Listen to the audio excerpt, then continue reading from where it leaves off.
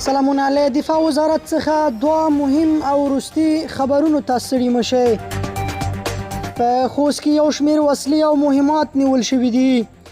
د 203 منصوري کلي اردو د لومړی پلې لواء مجاهدینو د کشفي او استخباراتي راپورونو په بنسټ د خوست ولایت د سپیرې ولسوالۍ په اړوند سیمه کې یو شمېر وسلې او مهمات لاسته راوړي دي.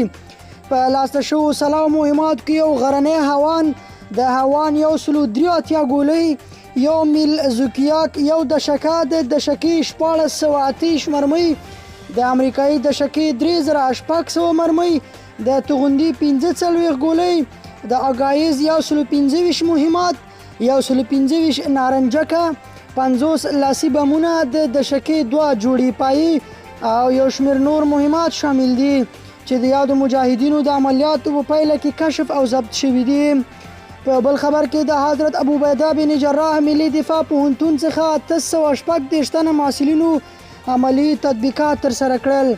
د حضرت ابو عبیده بن جراح ملي دفاع پوهنتون اړوند عبدالله بن محمد ملي پوځیه اکاډمۍ د 15مې دورې 836 تنه محصلینو عملی تطبیقات ترسره کړل. د دغه مراسمو کې د تعلیمات او پرسونل مرستیال مولوي باز محمد حمیدي، د هیات پوهنتون قماندان مولوي عبدالقیوم الیاس، ګڼ شمېر قماندانانو، مشرانو او منصوبینو ګډون کړی و.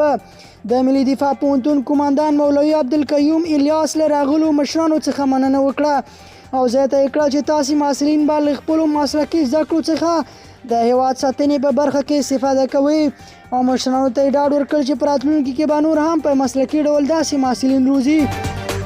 دغه مراسمو کې یادو محصلینو خپل عملي تطبیقات او مانورونه په لوړ مورال سره د مسؤلینو په حضور کې ترسره کړل او ژمنه یې وکړه چې د خپل سر په بیه به له خپل دین، هیواد او ولس څخه دفاع کوي.